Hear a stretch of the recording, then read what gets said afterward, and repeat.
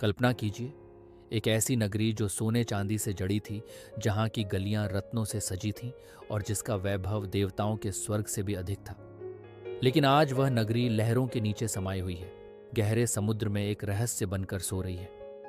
ये कहानी है द्वारका की, भगवान श्री कृष्ण की पवित्र नगरी की, जो हजारों साल पहले समुद्र में डूब गई। लेकिन क्यों? क्या यह कोई प्राकृतिक आपदा थी या फिर कोई शापित भविष्यवाणी? क्या समुद्र ने इसे खुद में समा लिया या फिर कोई महायुद्ध इसका कारण बना? आइए इस रहस्यमयी कहानी को विस्तार से समझते हैं।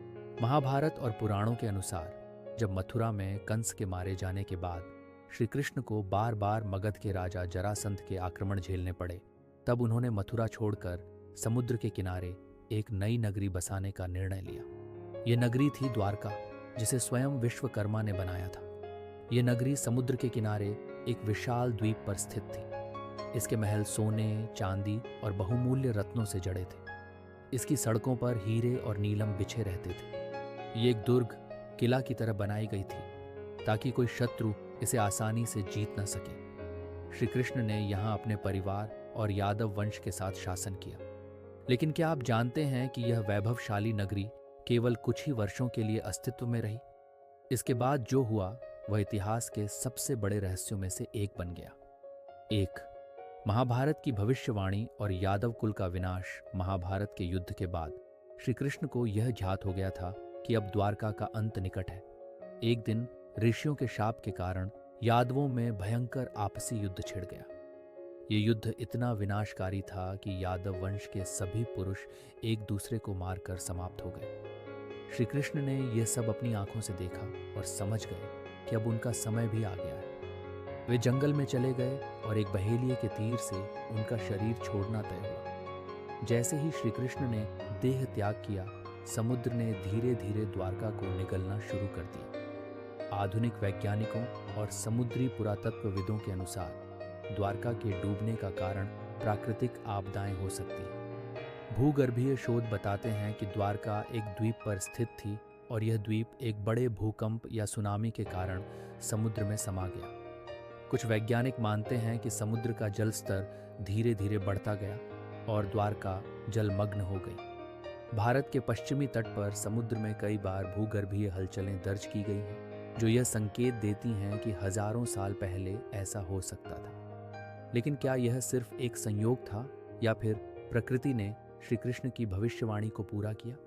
1980 और 2001 में भारतीय पुरातत्व विभाग ASI और प्रसिद्ध समुद्री पुरातत्वविद डॉ SR राव ने अरब सागर में एक अद्भुत खोज की।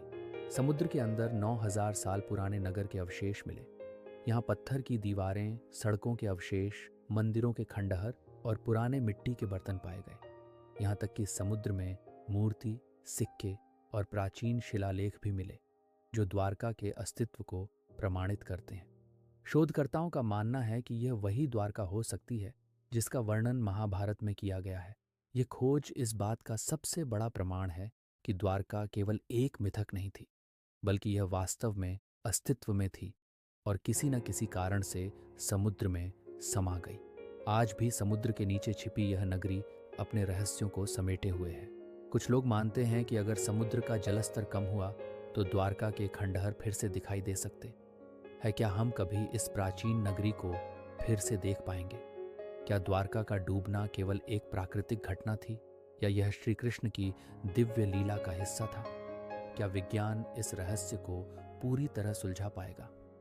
द्वारका का डूबना केवल एक ऐतिहासिक घटना नहीं, बल्कि एक गूढ़ रहस्य है जो सदियों से लोगों को आकर्षित करता रहा है।